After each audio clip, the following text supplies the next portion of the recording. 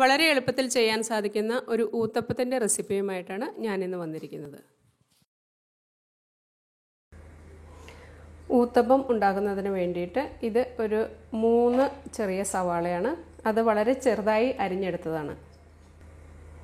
ഇത് ഒരു തണ്ട് കറിവേപ്പില വളരെ ചെറുതായി അരിഞ്ഞെടുത്തത്, 2 പച്ചമുളക് ചെറുതായി അരിഞ്ഞത്, പിന്നെ ഇതൊരു 2 ടേബിൾ സ്പൂൺ മല്ലിയിലയാണ്. മല്ലിയില നിങ്ങളുടെ ഇഷ്ടത്തിനനുസരിച്ച് കൂടുതൽ ചേർക്കുകയോ കുറവ് ചേർക്കുകയോ എങ്ങനെയാണെന്ന് നിങ്ങൾക്കതനുസരിച്ച് ചെയ്യാവുന്നതാണ്. അതുകൂടി ചേർത്ത് കൊടുക്കുക. ഇതിനാവശ്യമായ ഉപ്പിട്ട് കൊടുക്കുക. നിങ്ങൾക്ക് ഇഞ്ചി ഇഷ്ടമാണെങ്കിൽ ചെറുതായി അരിഞ്ഞ് ഇഞ്ചി കൂടി ചേർത്ത് കൊടുക്കാവുന്നതാണ്. ഇനി നന്നായിട്ടൊന്ന് മിക്സ് ചെയ്തെടുക്കാം.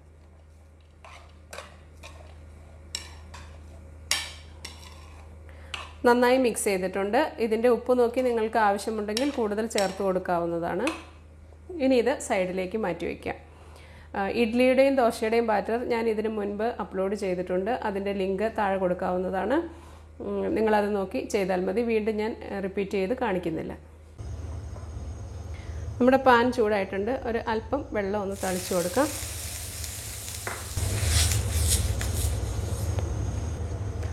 ഒരല്പം എണ്ണ കൂടി ഒഴിച്ച് ഒന്ന് തുടച്ചെടുക്കുന്നുണ്ട്.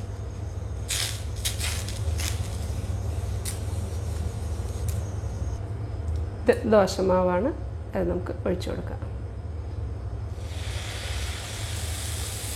ചെറുതായി ഒന്ന് പരത്തി കൊടുക്കാം. അതിന് മുകളിലായിട്ട് നമ്മൾ ആദ്യം മിക്സ് ചെയ്ത് വെച്ചിരുന്നത് ഇട്ട് കൊടുക്കാം.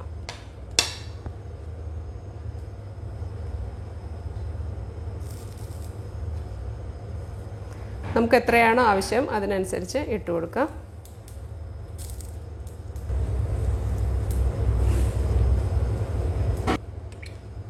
അതിന് മുകളിലായിട്ട് അല്പം എണ്ണയോ അല്ലെങ്കിൽ ബട്ടറോ അല്ല എന്നുണ്ടെങ്കിൽ നെയ്യോ ചേർത്ത് കൊടുക്കാവുന്നതാണ്. ഒരു സൈഡായിട്ടുണ്ട്. ഇനി ഇത് തിരിച്ചിടാം.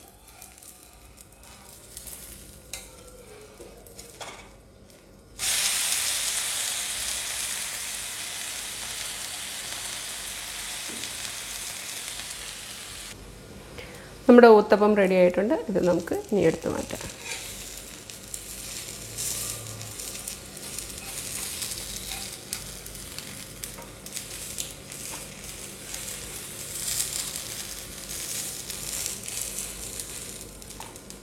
ഈ രീതിയിൽ നമുക്കെല്ലാം ചുട്ടെടുക്കാം.